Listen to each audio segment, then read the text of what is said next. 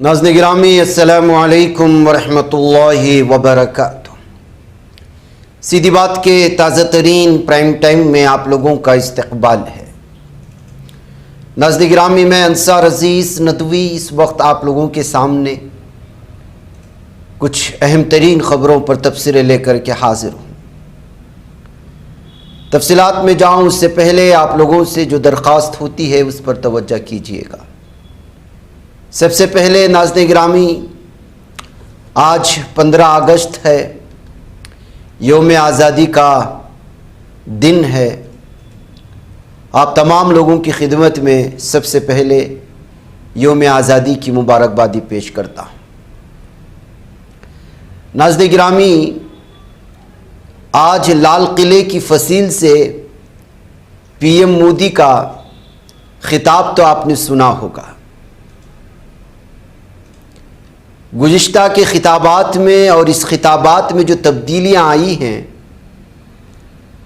उसको देखने के बाद यही महसूस कर सकता है और हर कोई करेगा कि जेन ज़ी का जो प्रोटेस्ट हुआ और जो अब तक चल रहा है, पूरे खिताब को शायद इसी जेन ज़ी को सामने रखते हुए उन्होंने खिताब किया होगा। जी हाँ नाज़रीन गिरामी, कभी तरक्यात की बात नहीं होती, किसी को गालियाँ होती, किसी पर तनकीद होती।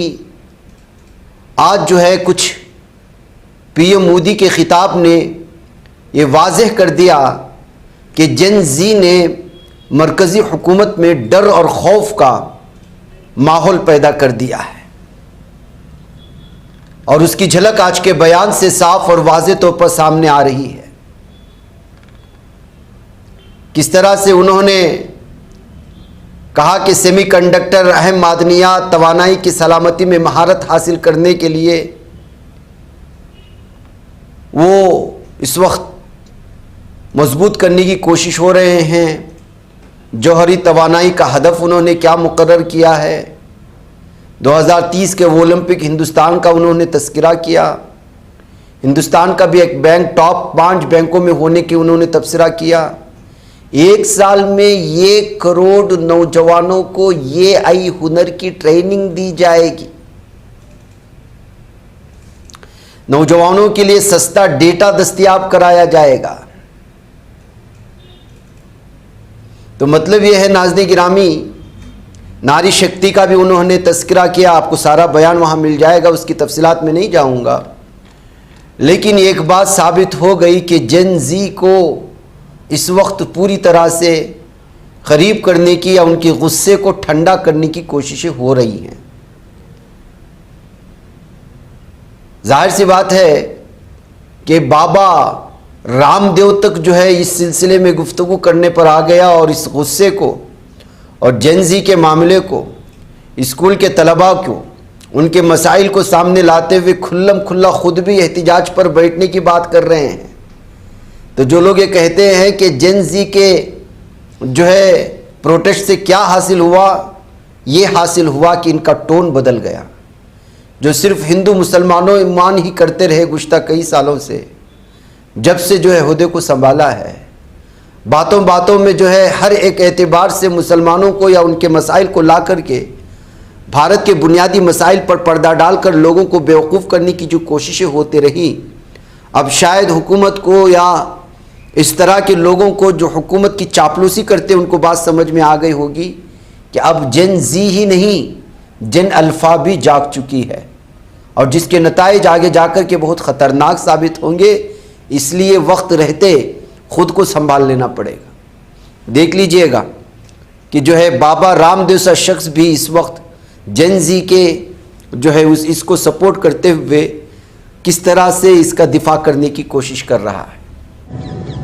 चारों तरफ देश में हंगामा है। छोटे छोटे स्कूल कॉलेजों से बच्चे निकल रहे हैं कि हमारे यहाँ टीचर नहीं है, हमारे यहाँ लाइट नहीं है, हमारे यहाँ पानी नहीं है, हमारे यहाँ शौचालय नहीं है, हमारे यहाँ टीचर है तो किताबें नहीं है, किताबें हैं तो टीचर नहीं है, और टीचर है तो पढ़ाई में नकल हो जाती है, कहीं पेपर लीक हो जाता है और पेपर पास भी कर लिया 10वीं 12वीं का बोर्ड एग्जाम भी दे लिया, तो 10वीं 12वीं के जो एग्जाम के मार्क्स हैं वो कहीं जुड़ते ही नहीं है। कॉम्पिटिटिव एग्जाम्स के आधार पर ही आगे यूनिवर्सिटी में सिलेक्शन होता है, और उसके बाद में फिर जो है जब कहीं नौकरी की बारी आए, खास करके गवर्नमेंट जॉब्स में इंटरव्यू के दौरान 90 से 99% घोटाला होता है। अपने विचार, अपने संस्कार, अपने संगठन, अपने ही जाति वर्ग समुदाय के लोगों को ठोक लेते हैं और बाकी को बाहर धक्का मार देते हैं। ये बहुत ही अपमानजनक है, ये लोकतंत्र के खिलाफ है, ये न्याय के भी खिलाफ है। एक तरफ हम कह रहे हैं सत्यमेव जयते, ये तो धर्मस्ततो जय, हमने शासकीय उद्घोष बना दिए, और वहां जब किसी को इंटरव्यू की बारी आती है तो 10 में से पहले से ही तय करके और पैसे लेके 25-50 लाख 1-1 करोड़ रुपए की रिश्वत लेकर के फिर भर्ती करते हैं। अब ऐसे ही आंदोलन करना पड़ा तो देश कैसे चलेगा? इसलिए भाई सुधर जाओ, नहीं तो देश में आंदोलन और ज्यादा भी हो सकते हैं। आंदोलन के नाम पर मैं अराजकता, अनार्की का समर्थक नहीं हूं, लेकिन भाई ये बात तो जरूर है, देश में घपला भी बहुत है। ये घपले ठीक कर लो, नहीं तो कोई ऐसा ना हो कि बाबा रामदेव को दोबारा आंदोलन करना पड़े। पश्चिम बंगाल सरकार के 100 दिन पूरे हो गए गुरुजी। पश्चिम बंगाल सरकार के थैंक यू। अब पूजा आचार्य जी बात करना, बोल दो। तो नाज़रीन गिरामी, ये होता है आंदोलन की वजह से बदलाव। जब इंसान और नौजवान ठान लेता है कि बदल कर रहना है। अब उसके बाद सीजेपी ने क्या किया, जंतर मंतर 2 का आगाज़ किया, लेकिन वो आगाज़ आंदोलन के ज़रिए से नहीं, स्कूलों के हालात को सुधारने के एतबार से। जैसे ही अब स्कूलों पर सीजेपी की नज़र रखने की बात हुई, ऐलान हुआ, सोशल मीडिया में भारत के सैकड़ों स्कूलों की हालत ज़ार निकल कर के सामने आ गई। जो मीडिया नहीं दिखा रहा था, जो मीडिया इन स्कूलों को निकाल करके कोने में फेंक दिया था, बच्चे भूखे तड़प रहे थे। इनके नाम पर वो लोग जो इनके लिए मिडिल जो खाना मिलता था इन लोगों को, उसमें कोताहियाँ की जाती थी। इन लोगों को झाड़ू लगाना पड़ता था बच्चियों को। स्कूलों के हालत ज़ार ऐसा कि जानवर वहाँ पर अपना डेरा बसा लेते अपनी जगह समझ करके। ना कंपाउंड सही, ना छत, रिसने वाले छित, टूटी हुई खिड़कियाँ, बैठने के लिए जगह नहीं, पीने के लिए साफ पानी नहीं, जाने तक के लिए स्कूलों तक जाने तक के लिए रास्ता नहीं। बरसात होती है तो पूरे आंगन में पानी ही पानी, ना बच्चों को खेलने का तरीका, बल्कि घरों क्लासेस के अंदर तक पानी। सीजेपी ने ऐलान किया, स्कूलों को सुधारो वरना फिर हमें आंदोलन करना पड़ेगा। नतीजा क्या निकला, गांव-गांव के छोटे छोटे यूट्यूबर्स अपने अपने स्कूल की सूरत हाल दिखाने की कोशिश करने लगे। लोग पहुंचे, वहां के बच्चे, छोटी बच्चियां साफ और वाज़े तौर पर वीडियोस में आकर के बताने लगे कि किस तरह से उनको झाड़ू लगाने पर मजबूर किया जाता है, उनको सफाई करने पर मजबूर किया जाता है, किस तरह स्कूल में असातिज़ा सो जाते हैं और जो है फिल्मों के गाने बजा करके उनको नचवाया जाता है और पानी दूर दूर से लाने पर मजबूर किया जाता है, और ना लाने की सूरत में उनको मारा जाता है। यहां तक कि प्राइवेट पार्ट्स को तक नहीं छोड़ा जाता, और वो भी छोटी छोटी बच्चियों का। तो आप अंदाजा लगाएं कि जब आप आंखें मूंद लेते हैं तो किस तरह गरीब कबाइली स्कूल जो देहातों में मौजूद हैं, उनके नाम पर कुछ सरकारी अफसरान अपना तो जेब मोटा कर लेते हैं, लेकिन उन तक उनके जो हकूक नहीं मिलते। सैकड़ों वीडियोस गुज़श्ता 2 दिनों में स्कूलों की निकल करके सामने आ गई हैं। अगर ये सिलसिला कुछ 8 दिन तक चलता रहा तो भारत के हजारों स्कूलों के अंदरूनी हालात जब सामने आएंगे, तब समझ में आएगा कि हमारा सिस्टम किस कदर बिगड़ा हुआ है, और ये मीडिया को क्यों खरीदते हैं कि अंदरूनी कहानियां बाहर ना आवे और हम अपना राज करते रहें, हम हुकूमत करते रहें, लोगों को, हिंदू मुसलमानों का नशा पिला पिला करके बेवकूफ़ करते रहें।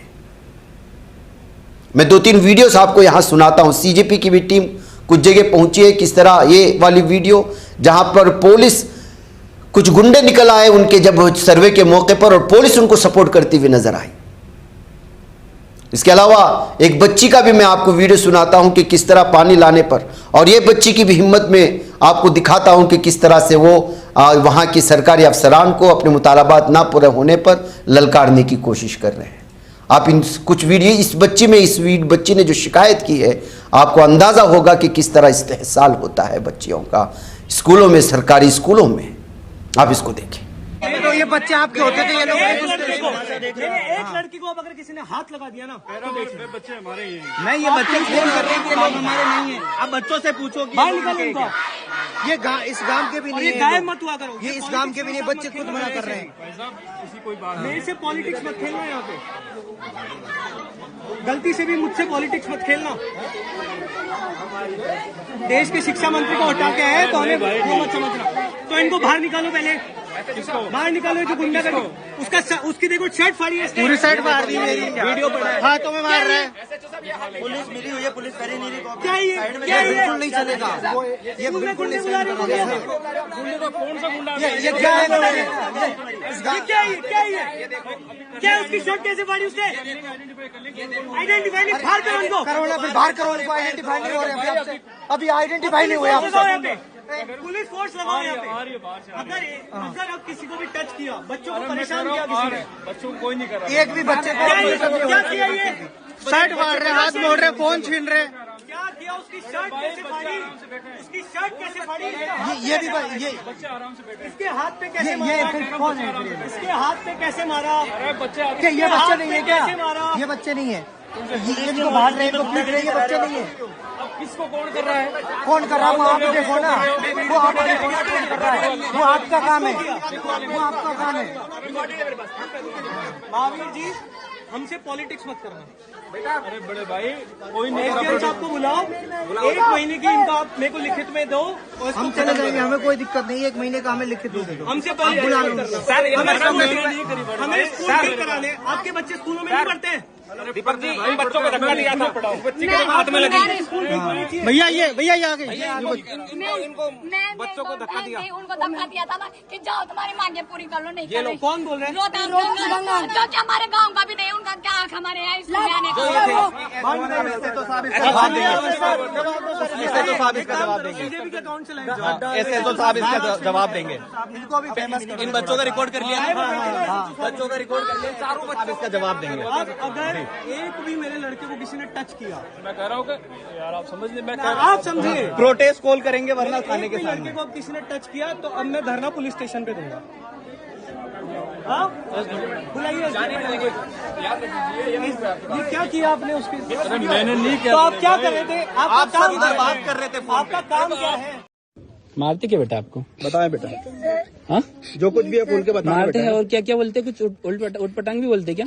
अगर हम उनके घर से पानी लेके नहीं आते, हमसे बनता नहीं है, हमारे हाथ दुखने लग जाते हैं, बहुत रुकिए दीदी, 1 मिनट रुकिए।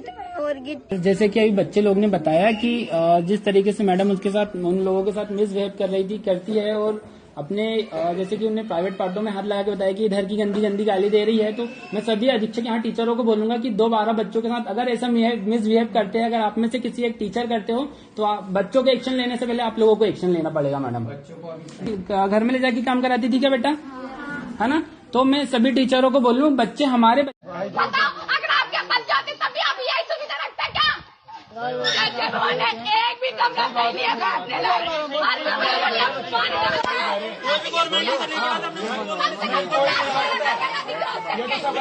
बैठ के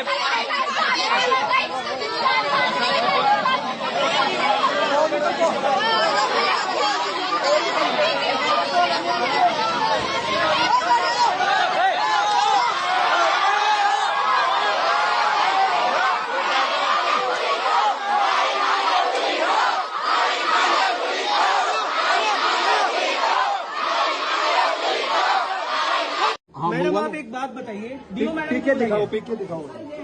हाँ, आप ये पानी पियेंगे? आप पियेंगे क्या अपने घर में ये पानी? सर मत कीजिए सर, मैं आपसे छोटा हूँ, मुझे सर मत बोलिए। मेरा नाम आशुतोष जी कर सकते हैं आप ये बताइए, आपके घर पे ऐसा पानी आएगा तो आप अपने बच्चों को ये पानी पिलाओगे या नहीं पिलाओगे? पानी तो ठीक है यार, ये ठीक है पानी। कहाँ से लाए हो भाई ये पानी? बच्चे पानी पी रहे हैं हेडपम्प से। ये पानी तो अच्छा साफ और सुथरा, वही चलिए आप दिखाइए कहाँ से पिला रहे हैं आप पानी। आप दिखाइए। ये बच्चे पानी पी रहे, जो पानी है। नहीं, एक सेकंड सुनिए, डीओ साहब को लेके जाइए, साफ सुथरा पानी आप लेके आइए। दिखाइए कहाँ से ला रहे हैं पानी, साफ सुथरा पानी कहाँ से पिला रहे हैं हम, बताइए। नहीं बुलवाओ मत, आप लोगों को मत बुलवाओ। आपने बोला बच्चे साफ पानी पी रहे हैं, तो यहाँ का स्टाफ ही तो बताएगा ना भाई कौन सा पानी पी रहे हैं। आप कौन है सर? मैं तहसीलदार हूँ। आप तहसीलदार साहब, बच्चे नहीं है पानी पाने के लिए। आप ये बताइए। यहाँ कौन है? नहीं मैडम एक सेकंड सर, डीओ साहब आप मेरी बात सुनिए, मैं आपकी बात सुनूंगा। डीओ साहब सुनिए, हम हैं पढ़े लिखे लोग, तो हमसे है ना आप कुछ भी करिए, हवाबाजी मत करिए और हमसे झूठ मत बोलिएगा। अब आप मुझे बस इतना बता दो कि आप ये पानी अपने बच्चों को पिलाओगे, हाँ या ना में जवाब दीजिए, हाँ या ना में जवाब दीजिए बस। अच्छा बच्चों से पूछ लेते कहाँ हैं। से साफ पानी पिला रहे हैं? आपको पता होगा ना साफ पानी पिला रहे हैं। तो सर 100 बात की एक बात यह है, हमसे हवाबाजी मत करिए, गलती मानिए और बताइए कि आप इसको कितने दिन में ठीक कराएंगे। हवाबाजी मत करिएगा हमसे। ये हमारे देश के बच्चे हैं, इनको है ना आप लोग गधा मजदूर की तरह ट्रीट करना बंद कर दो। आप इधर पर इधर स्कूल में गाना बजता है, कौन सा गाना बजता है? कौन सा गाना बजता है? गाना गाना बताओ, भोजपुरी की हिंदी? भोजपुरी। भोजपुरी कौन सा गाना बजता है? गाना गाना बताओ। हाँ संयम है, चुप। संयम हतार लगे सूते हैं। ये बच्चे कह रही है कि विद्यालय में गाना बजता है और जब हम चिल्ला रहे हैं तो ये कह रहे तमीज से बात करो, तमीज से बात करें। क्या तमीज से बात करें? बच्चे कह रही है कि भोजपुरी गाना बजता है। एक सेकंड, गाना बजता है कि नहीं बजता है? एक सेकंड चुप, इधर आइए। चुप, गाना बाबू बजता है, गाना बजता है। भोजपुरी की हिंदी? भोजपुरी गाना बजता है। भोजपुरी गाना कौन सा? कौन सा गाना? हाँ इधर आप, इधर आइए। लवंडिया लगाना बजाई थी। कोई बच्चों को दो मत, हटी पीछे। तुम भीतर हो, तुम भीतर हो, मेरे साथ हटे उधर, हट पीछे, हट के पीछे। एक सेकंड, गाना बजता है ना?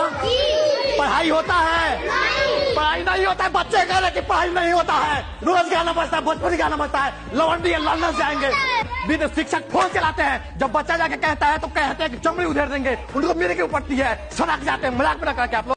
तो ये हालात हैं नाज़रीन गिरामी। जेन जी नहीं, जेन अल्फा भी अब पूरी तरह से आ चुके हैं। अगर स्कूलों की हालत जल्द ही ठीक नहीं की गई तो मुझे महसूस होता है कि जिस तरह जेन जी ने इस वक्त जो है नौजवानों को जो है वो जंतर मंतर पर लाकर के एहतिजाज और आंदोलन शुरू किया, उस आंदोलन में पूरे भारत के लाखों बच्चे भी शामिल हो सकते हैं अगर इनकी हालत को सही तौर पर सुधारने की कोशिश नहीं हुई। ये कहते हुए इन वीडियोस पर मुख्तलिफ किस्म के तबसरे शुरू हो चुके हैं। नाज़रीन गिरामी, मोदी हुकूमत की जेब में ना पैसे हैं और ना दिमाग में सोच। मुल्क के लिए हमें ही करना है जिसका वक्त जल्द आ रहा है।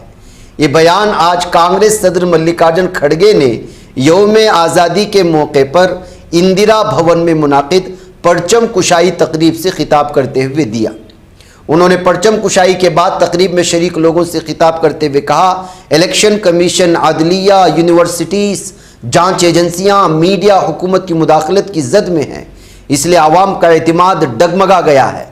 साथ ही उन्होंने कहा कि मोदी हुकूमत ने मुल्क के आवाम को कोई हक नहीं दिया। फूड सिक्योरिटी से लेकर तालीम के हुकूक कांग्रेस लेकर आई है, लेकिन फिर भी कुछ लोग इन बातों को मुस्तरद करते हुए सारा सहरा खुद लेना चाहते हैं। हमने नाम नहीं बदले, लोगों की जिंदगी बदली है। इस दरमियान में नाज़रीन गिरामी, जाहिर सी बात है कि छोटी छोटी चीज़ों को लेकर के सुर्खियां बनाने की कोशिश करता है मीडिया, मेन स्ट्रीम मीडिया, बिलखुसूस जब उसका जो है कनेक्शन अपोजिशन लीडरान से हो। ऐसी एक वीडियो वायरल हुई सोनिया गांधी की। मुल्क भर में यौम आज़ादी जो बड़े जोशो खरोश से मनाए जा रहे थे, कांग्रेस हेडक्वार्टर पर भी परचम कुशाई की तकरीब मुनाकिद की गई थी। इस मौके पर दरअसल कांग्रेस हेडक्वार्टर पर वंदे मातरम गाने के दौरान सोनिया गांधी बातचीत करने लगी और अपना मकाम भी बदल लिया। इनकी वीडियो सोशल मीडिया पर वायरल हो गई। बीजेपी ने वंदे मातरम के गाने के दौरान सोनिया गांधी के हाव भाव पर भी निशाना साधा और उसे तौहीन करार दिया, जबकि कांग्रेस ने उसकी सफाई पेश की और कहा कि तकरीब के दौरान पस मंज़र में लोगों की नक्लो हरकत थी। खड़गे काफ़ी देर से खड़े थे। उनकी उम्र को देखते हुए सोनिया गांधी इस बात को यकीनी बनाने की कोशिश कर रही थी कि उनके लिए कुर्सी का इंतज़ाम किया जाए। कांग्रेस ने कहा कि उसी वक्त वंदे मातरम गाना शुरू हुआ। पार्टी ने वाजे किया कि सोनिया गांधी खुद वंदे मातरम गा रही थी और उनके इशारे का कौमी तराने गाने से कोई ताल्लुक़ नहीं था।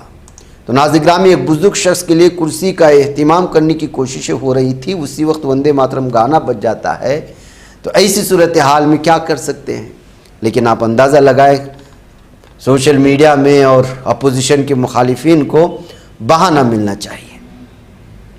उधर तृणमूल कांग्रेस की रुकन असम्बली महबूबा मित्रा ने इल्ज़ाम लगाया कि उन्हें मगरबी बंगाल की कृष्णनगर सर्किट हाउस में रात देर गए अपना कमरा खाली करने का दबाव बनाया गया।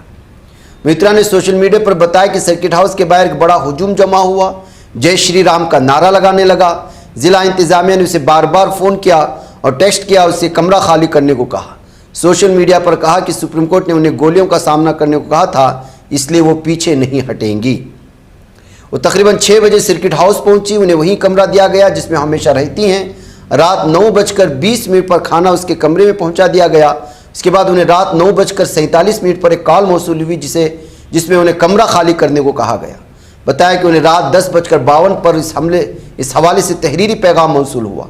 एक मुंतखब खातून रुकन असम्बली के तौर पर रजिस्ट्रेड ज़िला मजिस्ट्रेट की तरफ से उनसे अपना कमरा खाली करने के लिए कॉल मौसूल होना इंतहाई हैरानकुन है और किस तरह बदले की सियासत चल रही है, इसको लेकर के उन्होंने हंगामा खड़ा कर दिया। इधर नाज़रीन गिरामी, आप लोग सलमान खान को तो जानते हैं। जी हाँ, वो सलमान खान नहीं जो फिल्मी दुनिया से ताल्लुक़ रखते हैं। यह हैदराबाद के सलमान खान हैं और हैदराबाद में यूथ क्रेज के बानी कहा जाता है। लेकिन पुलिस की मुबैना हरासानी का इल्ज़ाम इन पर इस वक्त लगने के बाद वो परेशान होकर खुद की जान लेने की कोशिश की है। 14 अगस्त की मुबैना तौर पर इनकी इस कोशिश को लेकर के इस वक्त जो है बहुत ज़्यादा सवालात हैदराबाद के पुलिस पर उठ रहे हैं कि आखिर उन्होंने सलमान को इस तरह क्यों हरासा कर रही है। HYC ने फेसबुक पर सलमान खान की हॉस्पिटल में ज़ेर इलाज होने की एक वीडियो शेयर करते हुए कहा कि पुलिस और हुकूमत की मुबैना हरासानी के बायस उन्होंने ये इक़दाम खुदकशी की। दरअसल नाज़रीन गिरामी, ये वाक़या मेहदीपट्टनम पुलिस की जानिब से सलमान खान के ख़िलाफ़ मुकदमा दर्ज किए जाने के चंद घंटे बाद पेश आया है। सलमान BRS के रहनुमा भी हैं। पुलिस ने गोशा महल के रुकन असम्बली मलऊन राजा सिंह की काबिल एतराज़ पोस्टर शेयर करने के इल्ज़ाम में उनके खिलाफ कार्रवाई की। मुकदमा मंगलहाट के रहने वाले V लक्ष्मण की शिकायत पर दर्ज किया गया। शिकायत कुनंदा ने बताया कि मोबाइल फ़ोन पर वीडियोस देख रहा था। इसी दौरान उसे सलमान और 2 दीगर अफराद की एक वीडियो नज़र आई जिसमें वो राजा सिंह की तस्वीर वाले पोस्टर पर जूते का निशान लगाते हुए दिखाई दे रहे थे।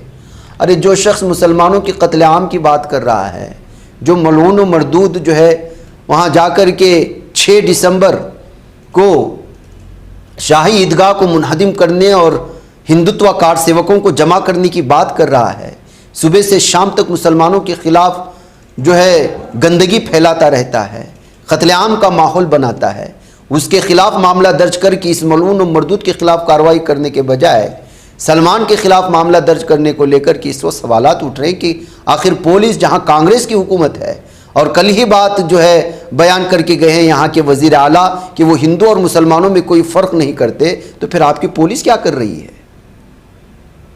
किसी भी सरफरे की जो है एक शिकायत दर्ज करके FIR दर्ज करके एक शख्स को जो है हरासा करने की कोशिश हो रही है। ये कहते हुए सोशल मीडिया में जब से ये खबर आई है लोगों में गुस्सा पाया जा रहा है और सलमान के इस इक़दाम पर इस वक्त मुख्तलिफ़ किस्म के तबसरे भी शुरू हो चुके हैं। 3 साल कबल हुई एक घर की चोरी का मामला किस तरह हल होता है नाज़रीन गिरामी, आप अंदाज़ा लगाएं, एक साड़ी की वजह से। जी हाँ, वो कहते हैं ना कि चोर एक दिन पकड़ा ही जाता है और उसकी ताज़ा मिसाल ये है। चोरी की गई साड़ी पहनकर तकरीब में आने वाली खातून को मुतासिरा ख़ानदान की खातून ने पहचान लिया, जिसके बाद पुलिस ने मियाँ बीवी को गिरफ्तार कर लिया। ये वाक़या हैदराबाद के बंदला गोड़ा जागीर के विनायक नगर इलाके का है। यादिया अपनी बीवी बच्चों के साथ रहते हैं। 16 सितंबर 2023 को तबीयत ख़राब होने पर यादिया हॉस्पिटल में दाखिल हुए थे। 19 सितंबर को घर वापस आने पर उन्हें चोरी का इल्म हुआ। घर से 2.50 लाख रुपए नकद और 9 तोला सोना और कई साड़ियाँ गायब हो गई थीं। इस सिलसिले में पुलिस में शिकायत दर्ज कराई गई थी, ताहम 3 साल तक चोरों का कोई सुराग नहीं मिल सका। हाल ही में यादिया की बीवी एक तकरीब में गई थी, जहां उन्होंने अपने घर के पीछे रहने वाली 29 साल सपना को एक साड़ी पहने देखा। उन्हें शक हुआ कि ये वही साड़ी है जो उनके घर से चोरी हुई थी। तस्दीक के बाद उन्होंने फौरन पुलिस को इत्तला कर दी। पुलिस ने सपना और उसके 35 साल शौहर रामुलू को हिरासत में लेकर पूछताछ की। पुलिस के मुताबिक सपना ने इब्तिदा में साड़ी को अपनी बताने की कोशिश की, ताहम तफ्तीश के दौरान दोनों ने 2023 में यादिया के घर चोरी करने का एतराफ़ कर लिया। मतलब ये कि जो है तकरीब में पहनकर जाने के लिए साड़ी का इंतखाब खातून ने गलत कर लिया और चोरी पकड़ी गई। तो नाज़िराम, इस तरह से इस चोरी के और साड़ी की वजह से चोर पकड़े जाने के बाद सोशल मीडिया में अलग किस्म के तबसरे शुरू हुए। निज़ामाबाद के मुजाहिद नगर में वाक़ई एक मदरसे में तालिबात से मुबैना नाजेबा सलूक का इल्ज़ाम एक मुदर्रिस पर लगा है और मुदर्रिस को तहवील में ले लिया गया है। बनात चलाने वाले अफराद के सिलसिले में इस वक्त अक्सर इस तरह की शिकायतें मिल रही हैं, जिस पर तवज्जो करने की बहुत ज़्यादा ज़रूरत है। इससे मदारिस भी बदनाम होते हैं, मुदर्रिस भी बदनाम होते हैं और फिर मीडिया में मजाक बनाया जाता है। तेलंगाना के निज़ामाबाद शहर के मुस्तक़र डिवीज़न नंबर 54 के मुजाहिद नगर में वाक़ एक मदरसे में तालिबात के साथ मुदर्रिस की जानिब से मुबैना नाज़िबा सलूक, जिनसी हरासानी के इल्ज़ामात पर मुतासिरा तालिबात के अफराद ख़ानदान और मकामी अफराद ने एहतजाज करते हुए सख्त कार्रवाई का मुतालबा किया है। वाक़े की इत्तला मिलते ही 1 टाउन और वी टाउन पुलिस मौके पर पहुंची, हालात को काबू में किया। पुलिस ने इल्ज़ामात की तहक़ीक़ात के सिलसिले में मुतल्लिक़ा मुदर्रिस को अपनी तहवील में ले लिया है। वाक़े के बाद दीनी मदारिस बिलख़ुसूस तालिबात के लिए कायम मदरसे में तालिबात के तहफ़्फ़ुज़, इंतज़ामी निगरानी, शिकायत के मुअस्सर इज़ाले के निज़ाम को अवामी सतह पर तशवीश पाई जा रही है। एहतजाज में शरीक अफराद ने मुतालबा किया कि मामले की गैर जानिबदाराना और मुकम्मल तहक़ीक़ात की जाएँ और इल्ज़ामात साबित होने की सूरत में कानून के मुताबिक सख्त कार्रवाई अमल में लाई जाए, ताकि मुस्तक़बिल में इस नौइयत के वाक़यात की रोकथाम जो है वो मुमकिन हो। अवाम ने मदरसे में तदरीसी व इंतज़ामी ज़िम्मेदारियों के लिए खातून असातिज़ा की तकर्री को तरजीह देने, मुअस्सिर निगरानी और हिफाजती इक़दामात और शिकायत के बाकायदा निज़ाम को यकीनी बनाने का भी मुतालबा किया है। इसे जो मामला पेश आया है, जामिया ज़ियाउल इस्लाम लिल बनात नामी ये मदरसा है जिस पर ये शिकायतें लगी हैं। नाज़रीन, मुझे इजाज़त दें। अस्सलामु अलैकुम रहमतुल्लाहि व बरकातहू।